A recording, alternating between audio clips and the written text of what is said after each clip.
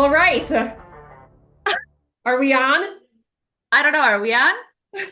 I think so. Well, welcome to the scoop. I'm Farah, And I'm Nicole. and it is a exciting day because we are going to talk about the industry and how it's changing and more about Wisconsin. We can talk about, the whole United States and the world and whatever if we want, but Wisconsin's it's changing now. Like we've been talking about the change for many years, and we're actually seeing some movement, some changes. So we're going to talk about that and kind of how that affects Sonnenberg, the ABA field in general. So we'll just jump right in and start. So Nicole, do you want to talk about what is the biggest change that we just saw in the last what? It was August, right? Was it August? I think it was August that we got with United, the RBT, hmm and the TAC. So we could start Yeah, with it was August. Yeah. I'm like, like which which one? yeah. Which one? Yeah. So we in Wisconsin, we did not have any like insurance providers that required RBT, so registered behavior technicians. And in August, we had a major insurance company, Optum, have all providers, whether you were grandfathered in or not previously, have RBTs. So they do have a requirement that anyone that services those clients need to be RBTs, which is a certification through our board for behavior analysts. And it requires some other training opportunities. So it does require like 40 hours of initial training, which we do for all of our staff. And then it requires a competency assessment. And then you register through the board, and our employees take an exam through like a Pearson's testing center to get the certification. And they hold that certification for a year, and they renew it every year. They don't take the test again every year, but they do like a renewal application through the board, and making sure that those skills have maintained over the course of that time frame. So that's kind of the newest realm that we've been developing and engrossed in. So how does that work with the renewal? You don't test, but you have to fill out something then and turn it in, or how does that work? Yeah, so you do a new competency assessment. So you go over the skills again, and a BCBA or board certified behavior analyst checks off that those skills are still intact. And then you do an application, a renewal application fee and things through the board every year. Oh, I I think don't they're know if going I to realized that. yeah, I think they're going to change that and do it every 2 years very soon. So we kind of just keep Oh, updated on anything that they change. So the board comes out with a newsletter monthly, and any changes are in that newsletter. So so what's right now required for a year, they're going to change to 2 years? yeah, they are going to change it to two Oh, I years. didn't know that. What, I how think do in you think that is? 2026. Oh, Yeah. okay. So we still have a year and hmm a couple months. hmm Well, that's nice. That'll be very helpful, I think, for businesses and just in general, because I mean that's telling you where the that Wisconsin, you're gonna see more and more of that. So now we obviously have different all sorts of funding, and one of our funders, our payers is the Forward Health, that and they don't require that, correct? No, not at this time. They don't require that. They have other requirements for like how many hours that you need for to like be a senior, which is a BTTH, and then to be like to bill as a BCBA under those requirements. So they have their own set of requirements. And the BTTH, how many hours do you need for that? So you need 2,000 hours, and then you need a bachelor's degree, and they have it where it could be any bachelor's degree, and then the 2,000 hours as well. Which that's changed a lot over all the years because it's been Yeah. like you have to have a specific, education or sociology, psychology, ABA, and then it's kind of gone back and forth, right? Yeah, years ago it was yeah, you had to have it in psychology or education or like some related field. Yeah. And they changed that. I don't know how many years. I don't recall. I don't It's been a remember. few years though. It's been a little bit, huh? Yeah. But the 2000 hours has been pretty consistent, and that's by the Yeah. time your training's done, right? So Hmm. you can do your obviously because you're not billing. So Hmm. and training also is company dependent, right? There's no like requirement for like you could technically, I think, I haven't seen that's why I'm asking you. If you hit your 2000 hours, are there people or companies that just promote them to seniors, or there's nothing that says you have to do ABC, right? In order to Yeah, then. there's no like standard curriculum that they like hand out and provide you for those 2000 hours. It's more so like the hours come from direct services with clients or supervision of like a BCBA. And that's how you get those hours. And it's all like encompassing. It's just interesting as we're saying this. So the RBT, when they're brand new, like you have to have, is it, you can't bill like for optimum until they're an RBT, right? So Correct. but yet a senior doesn't need a curriculum or anything. That's kind of interesting. A different fund, Hmm. um, Yeah, different funding. Yeah. years. Yeah, but Mhm. that's interesting to think about it like that. I know that there's stuff that um Forward Health too, because now you have the lead. Uh, Mhm. is that what they call it? The lead BCBA, or do they just call it a BCBA? What do they call Just that? like, yeah, just to like bill as like a Supervisor? BCBA, like with those credentials, which really only falls into a couple CPT codes that they have, which would be like your 5-1, which is like your treatment planning hours, and then your 5-6 with a family caregiver like modifier. Those are the two codes that require like the BCBA certification in order to build them. And they say that those requirements are 4,000 hours of Okay. training. So that's super interesting to me too, because insurance doesn't have that requirement, correct? No, as soon as you are a BCBA, you do need to hold a license. And if your state requires a license, which Wisconsin does, then you do need to have that state license. And as soon as you have that, which lately they've been taking about a week to get back to us with those license, that you can start billing right away as a BCBA. Yeah. Yeah, that's nice. I remember in 2020 and 2021 even, wasn't it months at some point? Mhm. Yeah. Yeah, there was a couple where it was taking, yeah, 2 to 3 months. When I got mine, it was about a week. Okay. So it must Yeah. have just been whatever, the backup of the government. Yeah, I don't maybe know. after COVID, I think that maybe was one that was taking a little bit longer. Yeah, I think you're right. That's what I'm remembering too. Well, that's Yeah, just I mean, the interesting part about Forward Health, like requiring that amount of hours, is that in order to be a BCBA, you need 15 to 2,000 hours for your to test as a BCBA. And of course, a master's degree and things of that nature, right? Um, right, but that is not 4,000. So this right.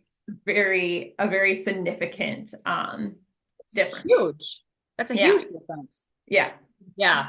That's what I mean. It's just interesting that it doesn't align, so you have consistency with that, because that's Mhm. just a different, I mean, that's just, yeah, it's just very different. Um, okay, cool. That's helpful. And then, what else was I gonna ask? Let's see. So what do you find challenging about the changes, or what do you like about the changes? Because there's probably some positive things that Mhm. I think are helpful in the field, maybe. Mhm. Yeah, I mean, something that's challenging is because each provider has different policies or regulations or requirements. You kind of have to have a standard as an organization across the board because to pay attention to every funding source and how it varies, because you also have families who will switch to a different funding source. So it's really important that families also tell us like what insurance they have, or if insurance changes, or if they add insurance onto their plans, because there are so many different requirements.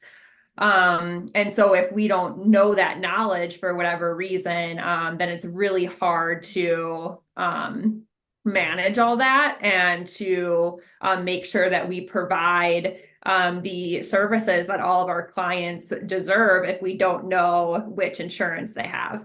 I think we've done a good job as an organization to have some things that are standardized across the organization. So it doesn't necessarily matter like which funding source and things like that. And we have a lot of like great like training programs and things so that that quality of service is there. That's a I really good point. The whole, we do it, one, like something changes, how are we going to implement this across the board? So we aren't confused or wondering, or because we do use everybody, all over the place. So if we have somebody that's helping out on another case and it's different and they're not used to that or whatever, right? The knowledge is good. The knowledge base is different too. So I think I agree. That's something that I think we've done really well of, okay, so what are we going to do? How are we going to adapt to this? Right. Yeah. Were you going to say Yeah. something else? I'm sorry. Yeah, no, you're good. I was gonna say some like positives to the changes are we do service in a state that has like tiered levels. So it does allow us to have things like seniors that are at that bachelor level. It also would allow us to have more like BCABAs, so that assistant BCBA that would be helpful to our organization, and it would allow us to bill through some of the funders that we do have, Forward Health being one of those. So there is like a lot more flexibility as to like size of caseload and other people that can help to provide those quality services. So it doesn't necessarily all fall on the BCBA, which it does allow us to service more individuals in our community. That's true. The tiered. I think that's very valuable. We have wonderful seniors. And it's a good stepping stone too, to be a Yeah. senior, get their responsibility, get feedback, become, I mean, you're doing the same thing essentially as far as under that, funding source, to a certain extent. So you really get that experience. So a BCABA, what can you tell me the difference between that and a BCBA? And Mhm. what that looks like and how much schooling do you need for that?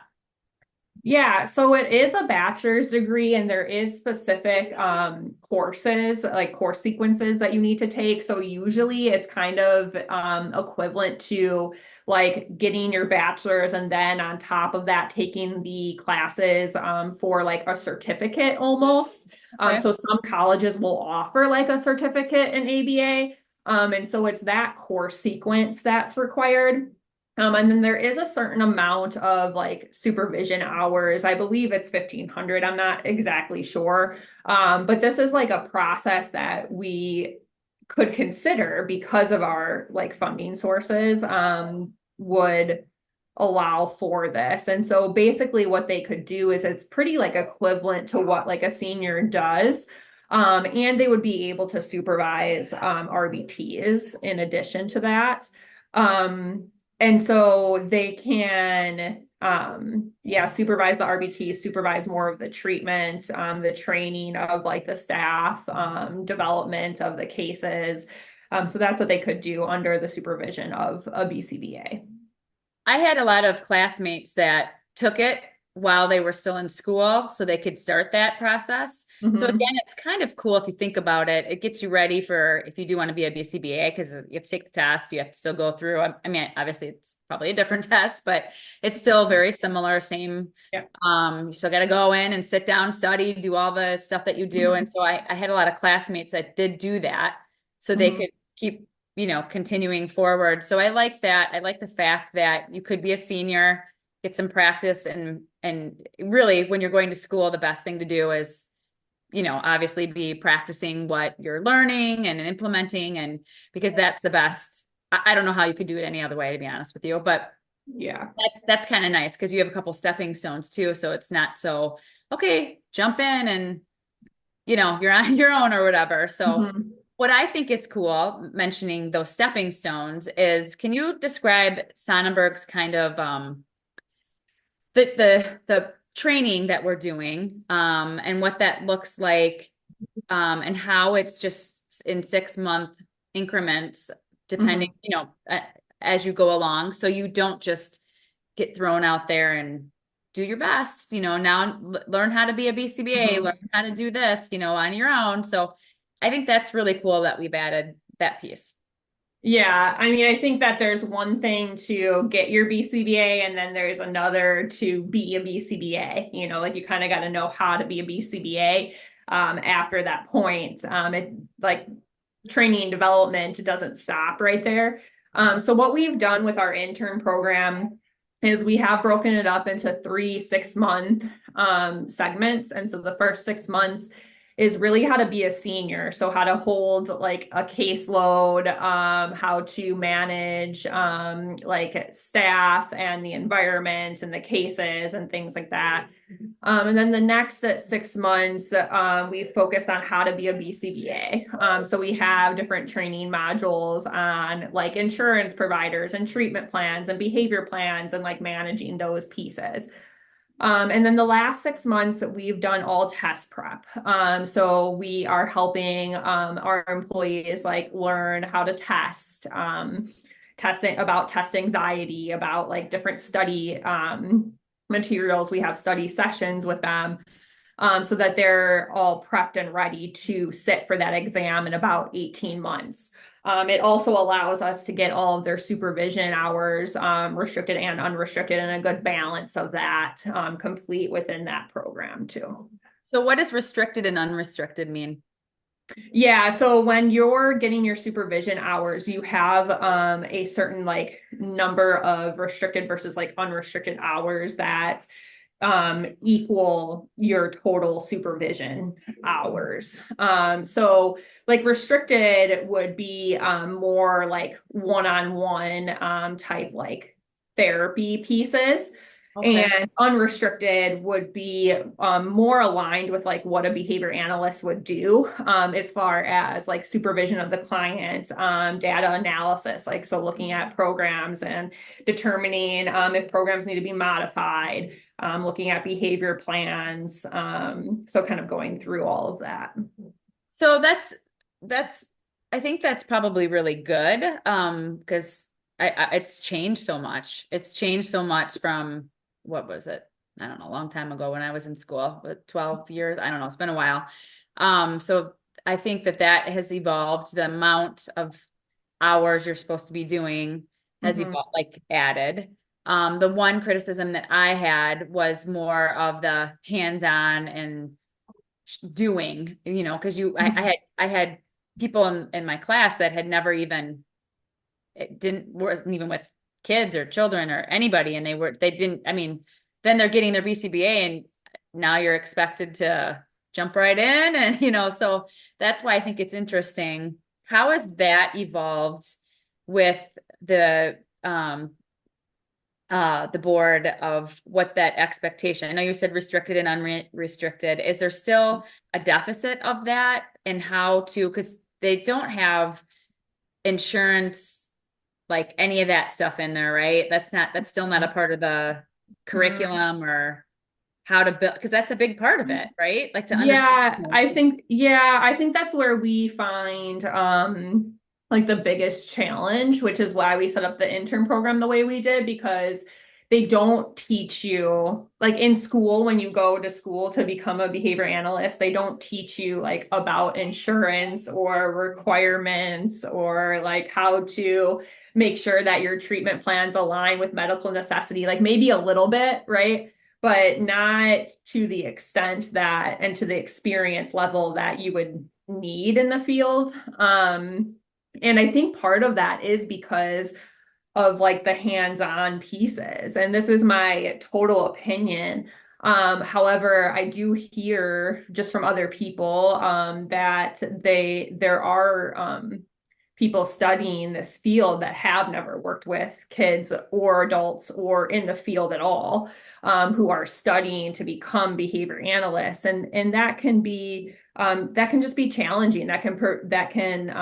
Once you get into the field and you're doing the work, can present with challenges maybe later on, because a lot of the things that I know have come from experience, and that's experience of other ABA organizations, other BCBAs, like collaborative pieces with people that come from like different areas and different parts of like the state or across states. And so that develops, in my opinion, a more like well-rounded For BCBA. sure. So that's Yeah. still a problem. That still could I happen. think so. Yeah. Like that's my opinion, right? But I think so. I think it's still a barrier that we have to overcome. And I think some of that is also because like when you look at like the amount of like online supervision there is for BCBAs to get those hours and to like achieve that, there's pages and pages of like online supervision supports, Um, remote jobs and things like that. And there's nothing wrong with remote. Some things are very effective remote, and some people are very, very good at making those pieces effective, and as hands-on as possible. I think it also presents limitations from someone who goes from that realm to like a clinic setting or to like this in-person um, avenue. I just think that there could be barriers to that. for sure. I mean, yeah, I would agree with that. That's interesting that that's still occurring because that was when I was in school so long ago. That was a huge thing that I had classmates that had never, they're like, what does this mean? And how would you do this? And I'm like, I don't know how. I mean, you got to go do it. You got to Mhm. like take it, have somebody walk you through it. Mhm. So yeah, that's just interesting. So what challenges, because I know another area that we work with in different environments, right? We're in the clinic, that's our Mhm. biggest environment.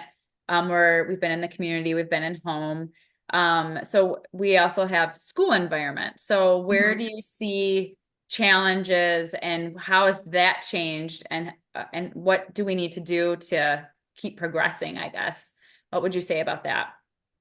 Yeah, I mean, the school environment presents with many challenges as it relates to funding. And so, primarily, what the issue is that our insurance providers want to know, like, why school is not funding these types of services. Because ultimately, school is the long-term funding provider for many individuals that we service. And behavior analyst is in insurance companies' minds. It's supposed to be this short time frame. So you might go from like intensive to like a focus model to like a parent consult to we're done. They don't view behavior analytic work as long term. And so that does present some challenges when we do try to service other environments, because they are wondering why the school is not supporting that. And although I know why the school can't support that because it's one individual with 25 kids that all present with their own individual challenges and they all need help. And I understand that. It's more getting the insurance companies to understand that and like, do they want to understand that and what's within their guidelines to what's their capacity to really like help support that. I don't know. Some questions are unanswered. I think the more like important piece to get funding in different environments is to stick to like that medical necessity and really hone in on like what is the diagnosis and what supports directly contribute to that diagnosis, because you should, my judgment, but you should be able to support in any environment. Right. Because it doesn't I thought matter that it if was that written that way. kid, huh? I'm sorry. I thought it was written that way. I thought that was the way it's written anyway, and it's just not Mhm. really followed. Like, The right? state mandate is written that way. Yeah. Yeah.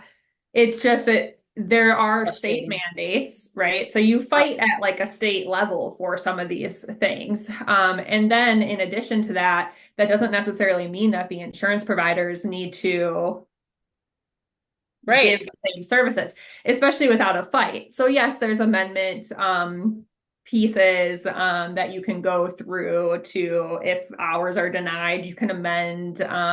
You can go through those chains to essentially argue about like what hours are most beneficial to these members. Um, there's Yeah. advocacy work I think that needs to be done for that. Yeah. And yeah, they don't always have to follow what the state mandate says, or the interpretation of that is different, very different, I would say. That's a big one. And the whole field is Yeah. here's what it says and what does that mean to you? What does that mean to you? Mhm. You know, I mean, we've been arguing about that for forever of like it's just very confusing and can be interpreted in so many different ways. So Mhm. I think that's still an kind of an issue, you know, Yeah. but okay. Let me see here. So one thing I wanted to ask too is what has changed too about I have like as far as the cost, you know, the cost of when they add on more rules or they add on more hours or whatever, right? Or Mhm. RBC now versus, you know, attack, not a, you know, not a certification. What does that mean for companies? And then, you know, most obviously for us, we know, what does that mean for us? What does that mean for other companies that have to do that now? Yeah, the more requirements that the insurance providers put onto their policies, the more companies struggle, I would say financially, in being able to provide the services that these individuals need. Because once they put more requirements on, they don't change their pay rates. So the organizations are having to provide more training opportunities or pay for credentials for their employees. And employees that are the size of 100 plus, you're paying for all of their credentials, all of their continued education, and all of these training programs. You're also paying individuals to manage all of this and make sure that you are up to date with any like requirements that are in place, paperwork, like things like that. You're also paying someone to credential all your employees in addition to that. And so the more restrictive measures insurance providers add, the less we're going to be able to support because you're not getting anything in return, right? Like they're not changing their rates and then they're adding more financial burden to the companies. For sure. So it doesn't balance out any longer. So that's why some companies don't take certain insurance providers. Makes And that's sense. what will happen if they continue to keep adding. Right. And then you have, so yeah, so, and then the other thing on top of it, with not just the cost of getting the certification, the studying, all the stuff that comes with that, you get it. It's how many hours are you required to show that they're getting supervision by a BCBA or a BCAB, you know, somebody that can manage these Mhm. RBTs. What's that percentage? Because you got to track that too, right? Mhm. Yeah, so RBTs need to be supervised 5% of their total hours engaging in behavior analytic work a month. And so that does take more like BCBAs or more BCADAs or more people that are able to supervise at that level. Um, which yeah, depending on where you are located, sometimes some Hard. people don't have access to BCBAs. Right. And that can So be challenging for yeah. sure. Hmm. So, what are some of the things that we've done? So, of course, we took on a payer that is requiring that. And so, Hmm.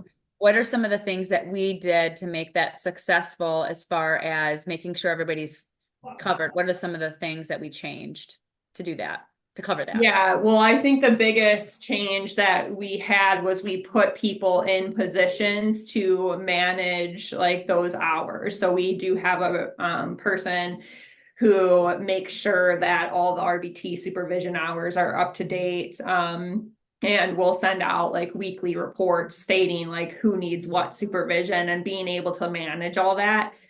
They also manage like what like where in the process the RBTs are at too. Like, did they finish their 40-hour training videos, or are they ready to sit? Do they need a competency assessment? So gauging like where they are in the process. And then like also developing ongoing training and just kind of getting a little creative and having like some of the group RBT sessions. So like you can do groups of 10 or less RBTs and provide supervision that way too. So how do we tap into that a little bit more too, and assign maybe like research articles, or like what does that curriculum look like? So we do have people like assigned to do those things, stay up to date with requirements that are changing and things like that. And then I think like the Institute does help us a lot. So I we was do just gonna have say, something called the CR Institute that holds all of our courses and all of our trainings. And so it's kind of like our hub, and it tracks like where you are in the videos, how far along you are. It can do ongoing training as well. And it's really easy because it's trackable, and you can get a report that says like they're 60% of the way done, 100% of the way done. So that's been pretty helpful to us, although, you know, that comes with an additional cost or expense. However, the hope is that we're not needing another person to also manage right. part too. Yeah. Yeah, for sure. I mean, that definitely has helped a lot as far as being able to have materials and courses and up-to-date things that are, you know, stuff that's coming through, because that's really nice. So they have that at their fingertips. And then we provide space for that too, like time, right? Yeah. Especially when people are studying for their boards of like, okay, you have so much time that you can study during your work time, Mhm. so that you're successful. And we provide a lot of support that way too, with our trainers and things like that. I think what have been excited about is it's fun to know that we have a really solid training program that hits every area. So, you know, when they've gone through that, you know, they've gotten consistency. Um, Mhm. and that they've hit all these different areas. We know also that they've been working with Central Reach because that's what we use. And that's a whole beast in itself. I mean, you can Mhm. take a 6-month program on that and Yeah. you don't, right? Uh-huh. So, I mean, we've come a long way with that. I can't even, it's just crazy to think back of how we started with that. So we're pretty systematic, but, I think that's another whole is software, because before it was, you know, paper and you just Mhm. wrote things down and you whatever and you moved on. And so that's a whole nother thing too. Oh, okay, cool. So that's a lot of changes. That's a lot of different areas. I mean, we did talk a little bit. I mean, we talked about seniors to BCABAs, BCBAs. So that's kind of like our pathways, right? That we have some other pathways. And what I mean by pathway is just what's your next step, right? Are you good? Just not just, but it's okay to be a senior, but would love to see you be a BCBA. We would love to see you go beyond a BCBA, because we have pathways for that too within positions within the company. So I know we always love to see growth. That's one of our values that we talk about constantly. So that's where I would say the pathways came out of, right? Our growth mindset and kind of how are we going to continue to keep reaching and wanting more, even if you stay in the same position, I guess is a way Mhm. that I would describe it. Because you could just stay in a position. We've had many that say, I'm happy doing this. This is challenging enough. And so how do you grow and get better in that position? Do you have anything to say about pathways or how we've really tried to set up, you know, the machine, really? It's like a big machine Mhm. in this field of keeping people stimulated, but not overwhelmed, but continuing to keep moving forward. What would you say about that? Yeah, yeah. I mean, our primary principles of ABA are also intact with our pathways, and that comes with keeping people motivated, and that reinforcement end of goes into our employees as well. And so the intention of the pathway is to continue to motivate and wherever you are in life, be able to continue growth if you want that growth. And you can absolutely like stay where you are at, and in staying where you're at position wise, there's also growth, and there's growth in the field, and there's growth in each person and each individual. It's the same that we do for our clients, right? They progress through their programming and they end up in different areas of their life. And in those areas, sometimes they need additional supports. And so we do that with our employees too. So we do want to like see that growth mindset, that accountability, that teamwork across the board. Yeah, I like it. It's great. Because this is a field of huge burnout. So, I mean, I know that education fields, I think it's 3 years now, or two or 3 years that people come in and out of the educational field. So I'm curious what the ABA field is. It's got to be pretty high too. I know that as an owner, I see lots of jumping around, people trying to pull people off of other companies and things like that. And you'll see, okay, this isn't for me, so I'm going to go try this, and then that's not for me, I'm going to go try this, and so really trying to have a supportive environment of, okay, so you worked with this age group, for example, you did great, now you kind of want to see what this age group is, or you want to be in this environment, and so we've really tried to provide that. So we have, everywhere from diagnosis to like almost basically the end game is retirement, right? Like you're all the way, this is where you're at, so there's something for everybody. And my hope would be too, is to have that motivation continue. And that when you've done all you feel you can do in one area and you just want something more or different because you've been doing this for X amount of years, my hope would be that you could go into a different area. Whether that's age or more administrative, because we have a positioning opening up. And so that happens too, because it does take a toll on your body. It's another thing. It is a very physical job. That's why you tend to see RBTs and techs. College students are, not everybody, but younger, because it is very physical. So you'll see that too, I think. I don't have the numbers in front of me, but that would be my guess on that. Any comment on any of that we do that looks a little bit different that way that you would talk about? Yeah, I see a lot of posts on, and by a lot, I probably see like one a week on like some different Facebook groups and things like that of people stating like, what else can I do? Like I did my master's program, but I don't want to quite be a BCBA, or maybe I don't want to necessarily do like direct ABA services. Like what else is there for me? Or I've been an RBT for 20 years and like I need something different, or what does that look like for me?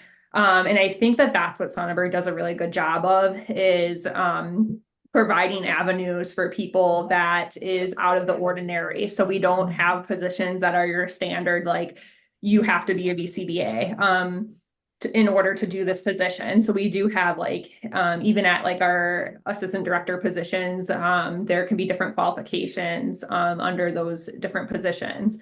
We have a whole track that is a different position that supports our employees and does a lot more training than maybe like direct services.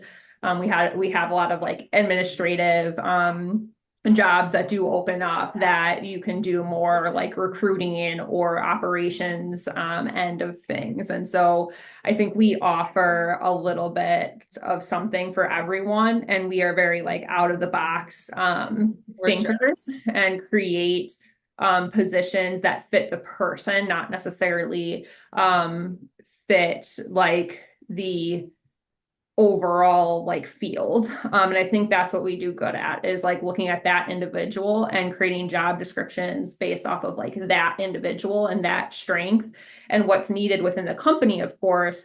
But it doesn't have to be this standard, like you're either an RBT or a BCBA. We go much further than that. Yeah, I think that's been a big swing. I mean, we've always been like that, but we've really definitely looked at, okay, so this person's been a tech for X amount of years and where are they going? They're not quite sure, but we know that they're hard workers. We know that they kind of know the ins and the out and they understand what it takes. So that's very valuable, to bring along somebody on more of a different track. And sometimes we take them and they're like, I want to be more with the kids. Never mind, and they're like, okay, Yeah. that also happens, because as you become a leader, and you're kind of moving up in like the leadership role, you do get taken away from the kids more. And so that can be really hard, I mean, so yeah, I just think that that's really valuable with us as we really see the value in that. Where I think on the outside, that's not quite what we see. So it is a lot of training. It's a lot of connection and communication and how's it going? And, oh, that's not working. Oh, this is working. So, but I really like that part because you really gain, some really great connections and your communication is, intact when you're doing that because you've got to be constantly communicating. So I think that that's great. Well, I think we covered a lot, Nicole. Is there anything else that you want to say or that we didn't cover or that you think is something that's coming up in the field or that anything else that changed that you think is valuable? No, I think we did cover a lot and touched on a little bit of everything. So Yeah. Okay. Well, thank you everybody for joining us. We have a really exciting podcast next month too. So join us. We will be having a guest. We're talking to her first before I announce it because I don't think we have we? I just sent it out. Okay, so I won't say it yet but anyway, we're really excited because we will have a guest next month and we're always, just really excited about everything that's coming in the future because we continually have changes and updates and things like that. So if there's anything that you would like to see, please, comment, send a message, whatever it is. We are looking at doing a live one again in the near future because we've had a couple of requests of that. So we'll be looking into that. But otherwise, have a great rest of it'll be October, right? Yeah. So have a great rest of your October and we'll see you later. Bye.